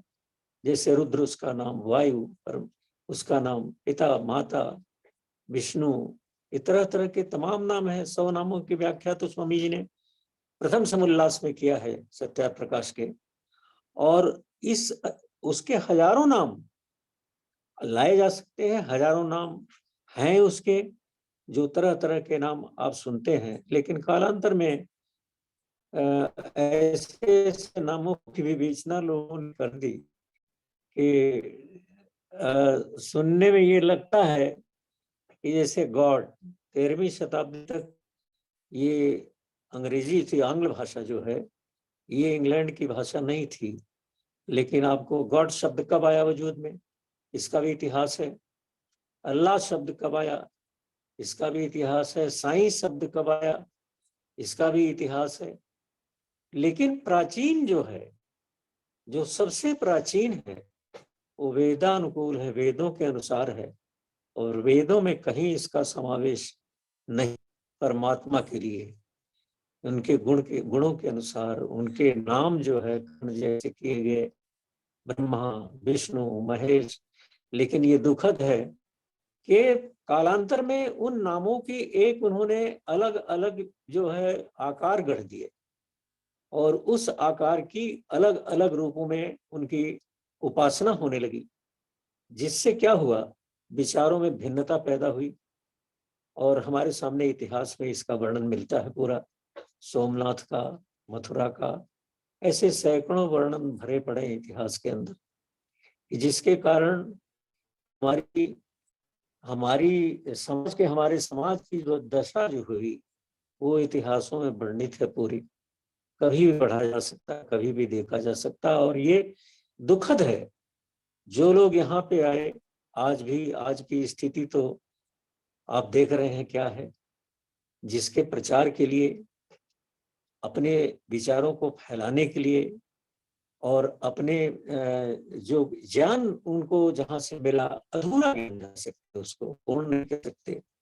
परमात्मा पूर्ण है, उसका ज्ञान पूर्ण और अनंत है। लेकिन कुछ तथाकथित लोगों का मैं इसके बारे में विशेष विवेचना नहीं करना चाहता हूँ। कभी समय मिला तो आपके सब सामने रखूंगा इन बातों को, कि ये कालांतर में यही केवल एक आर्य समाज, श्रेष्ठों का समाज जो है, आज तक इस चीज को बचाता रहा है और आगे भी अपेक्षा की जा रही है। ये जो कार्यक्रम प्रारंभ हुआ है, ये यथावत चलना चाहिए, ऐसी मेरी इच्छा है, ऐसी मेरी कामना है। और आप सभी महानुभाव जितने आर्य सज्जन इसमें पार्टिसिपेट कर रहे हैं, उनसे करबद्ध निवेदन है कि ये अनवरत ये कार्यक्रम चलना चाहिए, और जिससे लोगों को ज्ञान तो पहुंचे, जिससे लोग बिल्कुल अनभिज्ञ हैं। अपने आसपास आप देखेंगे तो वो कहेंगे ये क्या चीज है, ये कैसे है, ये तो वैसा है। कोई कुछ बोलता, अब अभिवादन करते हैं तो कोई जय शंकर, जय सीताराम, जय फलाना, जय ढमकाना, जय साईं, तमाम तरह तरह के ऐसी बातें बोलते हैं लोग, जिसका कोई अर्थ नहीं है, जो बिल्कुल निरर्थक हैं, जो संदर्भ से संबंध नहीं रखते। तो मैं आप सभी को इसके लिए धन्यवाद ही कहूंगा। मैं हमेशा धन्यवाद कहूंगा। मैं ये वह क्रम में मैं बढ़ा ही हूँ वैसे, जो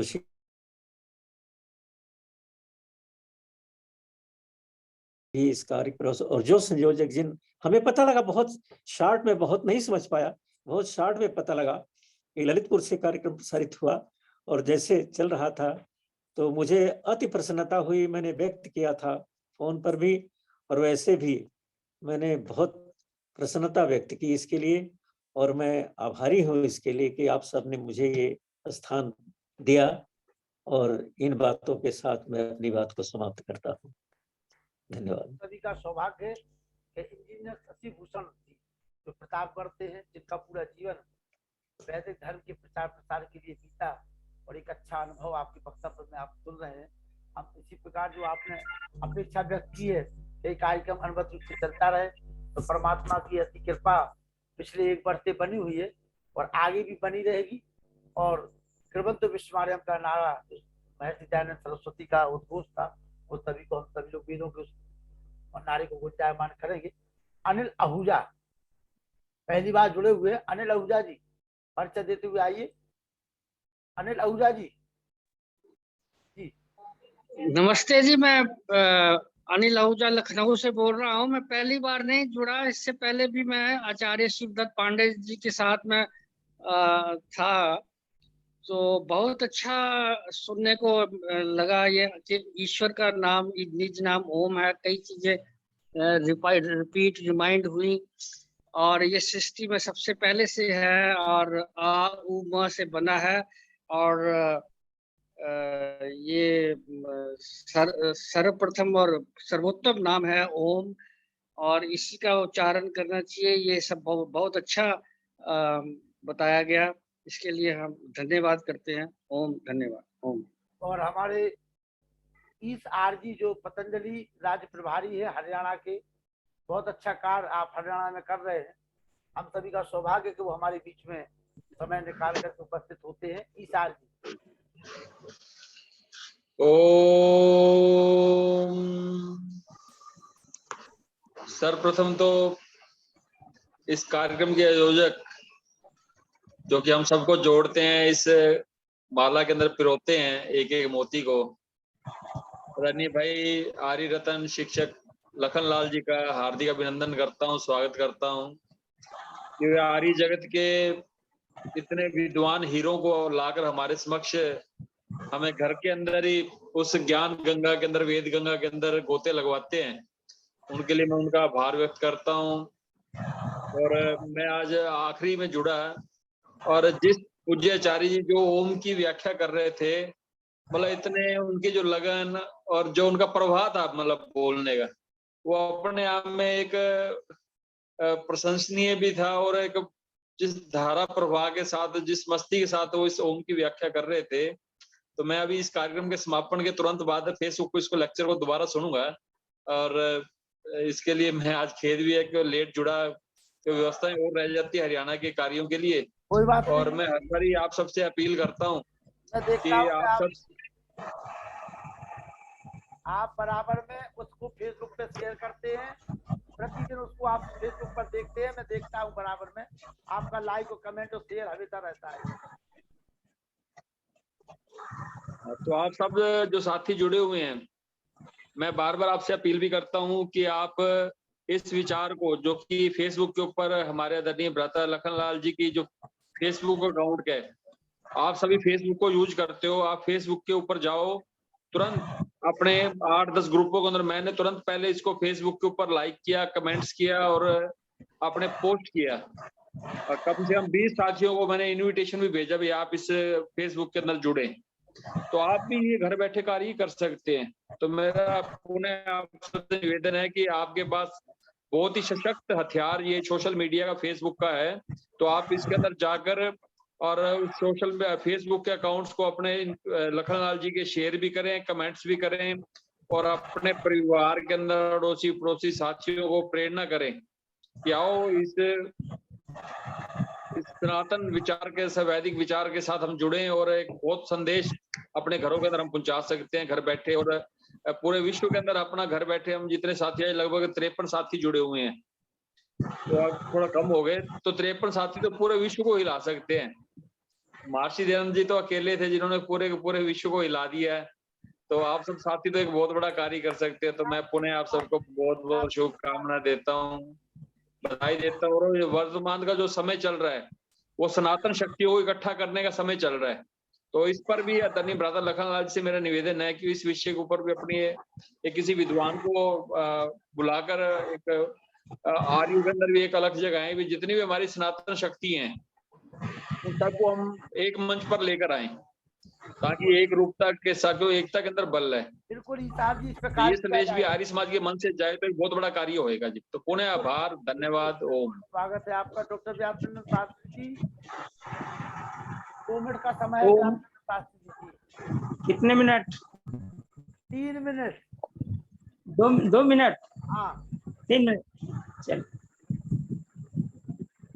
ओम सर्वे वेदाः यत्पदं आमनन्ति तपांसि सर्वाणि च यद्वदन्ति यदिच्छन्तो ब्रह्मचर्यं चरन्ति तत्ते पदं संग्रहेण ब्रवीमि ओम इति एतत्। ओम शांति शांति शांति। मैं लगातार 2-3 दिनों तक अत्यंत विशेष कार्यक्रम में संलग्न रहने के कारण कार्यक्रम से थोड़ा अलग हो गया, कमी महसूस हुई कि जुड़ता, लेकिन नहीं जुड़ पाया। इसके लिए मैं लखनलाल जी को विशेष रूप से यह निवेदन प्रस्तुत कर रहा हूं कि वो अन्यथा न लें। और साथ ही साथ अभी हमारे मित्रवर आचार्य जोशी, सुरेश जोशी जी का बड़ा ही सारगर्भित व्याख्यान हम लोगों ने श्रवण किया। सचमुच ओम सत्य सनातन परमपिता परमेश्वर का मुख्य और निज नाम है, जिसके बारे में जितनी भी प्रशंसा की जाए, जितना भी गुणगान किया जाए, कम ही होगा, क्योंकि परमात्मा अनंत गुणों से विभूषित है।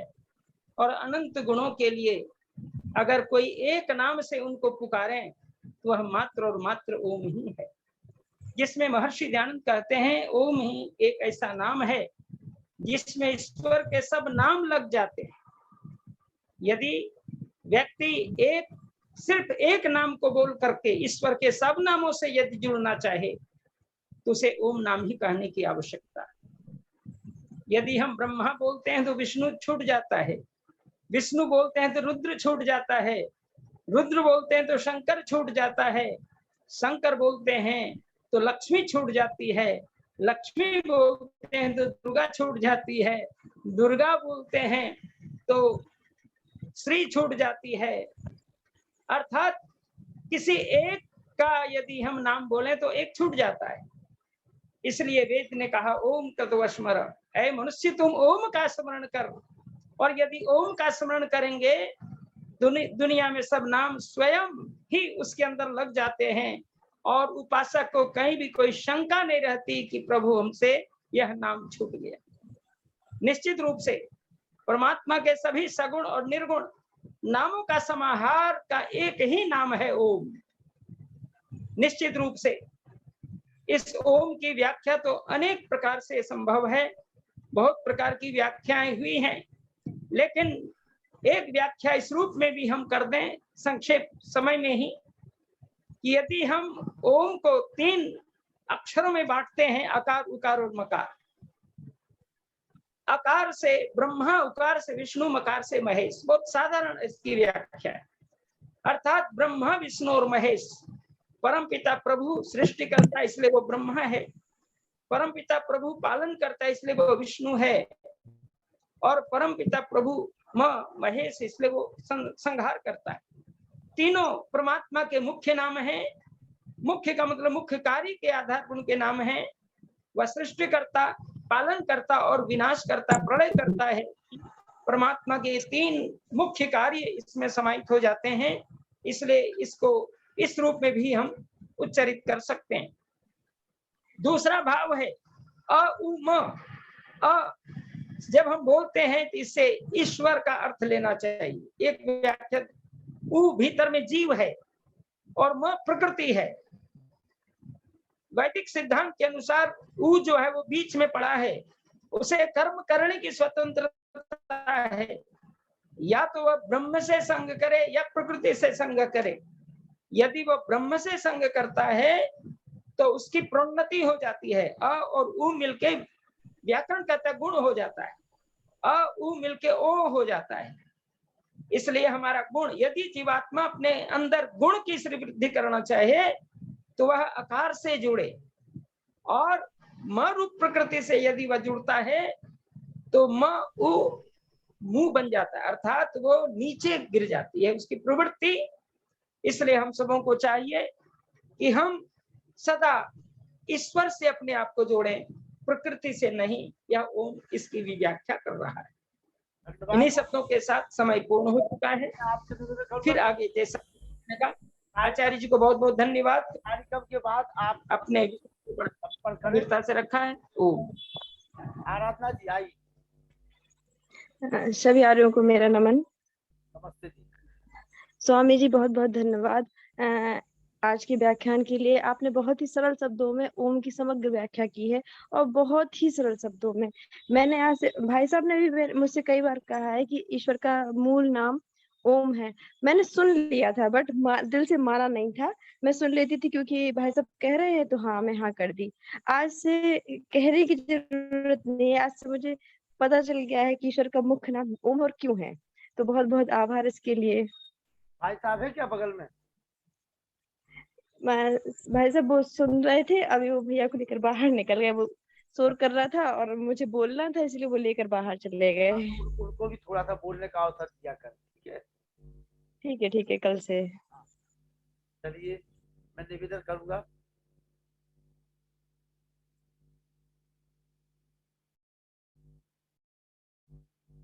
प्रेम सचदेवा जी, प्रेम सचदेवा जी हमारे संरक्षक सम्मानित प्रेम सचदेवा जी दिल्ली, जो 17 तारीख से बहुत बड़ा कार्यक्रम करने जा रहे हैं दिल्ली के अंदर। प्रेम सचदेवा जी नहीं जुड़ पा रहे हैं। चलिए मुनि जी आ जाइए। मुनि जी। ओम। ओम आदरणीय भ्राता जी, आपका फेसबुक का लिंक मांग रहे हैं आपसे, तो मैंने लिंक पोस्ट कर दिया है, तो आप लिंक भी एक बार बता दें सभी को फेसबुक का अपनी। चलिए मैं व्हाट्सएप पे वो भेजता हूँ, क्या बोलते हैं अपना जो पोस्ट आती है अपनी, उस पे फेसबुक की लिंक भी डली हुई है, उसी पे डली जाती है लिंक जी। और हिंदी में अगर आप लिखेंगे शिक्षक लखनलाल आर तो मेरा नाम आ जाएगा। केवल सिंगल मेरा ही नाम आता है फेसबुक पर, शिक्षक लखनलाल आर करके जी। हिंदी में लिखना, हिंदी में लिखेंगे शिक्षक लखनलाल आर तो मेरी फेसबुक आईडी आ जाएगी आप सबके साथ जी। और जिसको लिंक चाहिए वो व्हाट्सएप कर देना, तो दोबारा हम डाल देंगे। गीतार जी बहुत बहुत आभार। आइए मुनि जी, मुनि पुरुषोत्तम जी। जी ओम त्वं ही न पिता वसु त्वं माता सत्कृतो बहुविथ अथाते सुमनि महे। अभी हमारे सम्माननीय आचार्य श्री सुरेश जोशी जी ने जो नामों की व्याख्या की है, और इस एक नाम में उसको पिता भी कहा है, माता भी कहा है, और गीता तो भगवान कृष्ण के द्वारा ये कहलाती है कि तुम ही माता पिता, तुम ही भाई बंधु, तुम ही कुटुंब, तुम ही विद्या द्रविणम, सभी तुम ही हो। तो ऐसे उस परमात्मा का जिसका मुख्य नाम ओम कहा गया है, सभी को हमें उसी का स्मरण करना चाहिए। ओम कृतो स्मरण। हमारे बीच में हमारे जो आज के श्री शशि भूषण जी आरजी मुख्य अतिथि थे, सम्मान करता हूं उनका। बहन जी रुक्मणी जी, बहुत अच्छे भजन की प्रस्तुति आपने की थी। सम्मानीय ललित मोहन जी ने भी अच्छा भजन रखा हमारे बीच में। और भी हमारे जितने सभी, मैं कहता हूँ, बार बार कहता हूँ कि जितने भी इस कार्यक्रम से जुड़ रहे हैं आपके सभी विद्वान ही विद्वान बैठे हैं उसमें। आप 2-2 मिनट का समय दें तो वो 5-5, 7-7 मिनट में बात कर पाएंगे अपनी। ऐसे हमारे अभी जो जिनको 3 मिनट का समय दिया गया था, हमारे डॉक्टर व्यासनंदन शास्त्री जी को, उनका साधुवाद। और सभी का नाम नहीं ले पाऊंगा, विद्यापाल जी, हमारे नरूला जी, व्यासनंदन शास्त्री जी को 21 तारीख के बाद मैं 2-3 दिन का समय देने वाला हूँ, तो तैयार है। अभी संवाद करें, फोन से हमसे बातचीत करेंगे। हाँ, तो हम सभी का साधुवाद करते हुए करते हैं, आभार व्यक्त करते हैं और सभी के लिए सादर नमस्ते करते हैं। माता चंद्रकांता जी 2 शब्दों में, केवल 2 शब्दों में माता चंद्रकांता जी 2 शब्द केवल। आचार्य सुरेश चंद्र जी, सुरेश मित्र जी, जोशी जी और प्रिय वीर लखनलाल जी। अरे बेटा अभी नहीं, अभी रुक जाओ 2 मिनट। थे मुन्नी जी और मेरे वीर भाई साहब अनिल साहब और व्यासनंदन शास्त्री जी, जिसको मैं बड़े दिनों से याद कर रही थी, आज उनके दर्शन हुए, बहुत अच्छा लगा। आचार्य जी आज तो आपने कमाल कर दिया। आज तो आपका उद्बोधन अति रोचक, ज्ञान से परिपूर्ण, अनुपम, अद्वितीय और विलक्षण रहा। और जिस ओम नाम को हम क्यों याद करें, क्यों सिमरण करें, ये तो आपने जो वर्णन किया श्रोताओं के अंतर मन में एक अमिट छाप छोड़ गया, अंकित हो गया ये पूरी तरह से, ऐसा मुझे विश्वास है। आप जैसे विद्वान और हमारे जो आर्य कुंभ में आते हैं निरंतर, हमारे व्यासनंदन शास्त्री जी, आज उन्होंने भी अपने ज्ञान की 2 मिनट के लिए वर्षा की, बहुत अच्छा लगा। और इस आर्यों के कुंभ में, इस क्रम के अंदर जितने भी श्रोतागण आज जुड़े हैं, आपका भाग्य का निर्माण हो रहा है। आप अन्यों को भी साथ जोड़े, पुण्य के भागी बने। जितनों को जोड़ेंगे उसका पुण्य आपको लगेगा, क्योंकि सबके जीवन का निर्माण होगा। अभी एक वक्ता बोल रहे थे कि सनातन शक्ति को एकता की जरूरत है। एकता तभी होगी जब हम मंच पर आकर अपने विरोधों को दूर करेंगे, अपने अवरोधों को, विकारों को निकालेंगे। तो सुनने से, अध्ययन करने का अगर आपके पास समय नहीं है, स्वाध्याय का समय नहीं है, तो ये तो एक गंगा बह रही है, आइए ना इसमें डुबकी लगाइए और अपने कार्य, अपने जीवन को सफल बनाए। और आज हमारे हाँ, मैं धन्यवाद करती हूँ आचार्य जी का और सभी श्रोताओं का भी आभार, और साधुवाद आचार्य जी को, श्रद्धेय मुनि जी का भी विशेष आभार, जो सबको प्रेरित करते रहते हैं। आज प्रथम स्वतंत्रता संग्राम के महान नायक मंगल पांडे जी का जन्म दिवस है। उसके विषय में आज नहीं बोलूंगी, ये पहले मैं बता चुकी हूँ काफी टाइम से। उनको शत शत नमन। हमें इन वीरों और वीरांगनाओं को कभी नहीं भूलना चाहिए। यही तो हमारे देश की आधार है, इन्हीं से ही तो हमें प्रोत्साहन मिलता है। हम एकता के जुट में इकट्ठे होकर अपने धर्म, अपने राष्ट्र और अपनी संस्कृति की रक्षा के लिए एकजुट हो जाएं। आज समय की आवाज है। धन्यवाद, धन्यवाद, धन्यवाद। मंगल पांडे जयंती पर उनको सादर नमन सभी श्रोती वृंदों की ओर से, सभी श्रोताओं की ओर से उनके चरणों में सत नमन। मंगल पांडे जी हमारे 1857 की क्रांति महर्षि दयानंद सरस्वती का वो वाक्य उनके साथ जुड़ता है और इससे चर्चा बाद में होती रही और पहले भी होती रही। वेद प्रकाश शर्मा जी नाती पोतों के साथ शांति पाठ।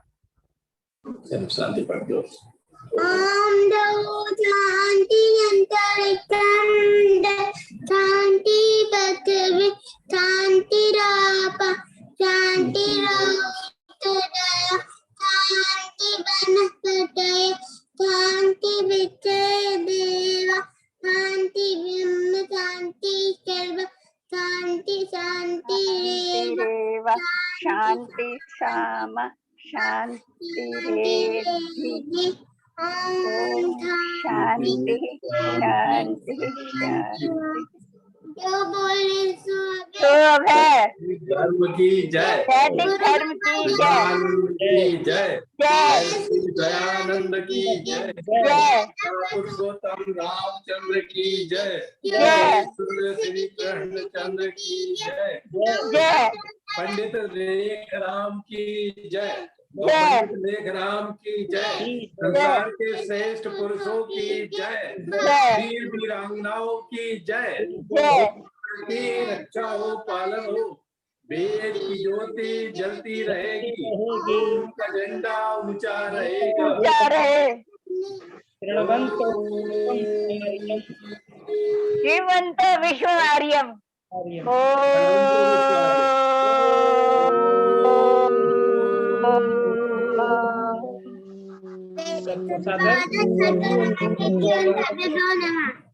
नमस्ते जी नमस्ते नमस्ते बेटा खुश रहो प्रसन्न रहो हाँ, आगे बढ़ते रहो अपने भाई को साथ रखा करो ना नमस्ते नमस्ते मुनि जी नमस्ते आपका पता कैसा था? बोल देता है सम्मानीय व्यासनंदन शास्त्री वो गलत बोल देता था वो मैं चलो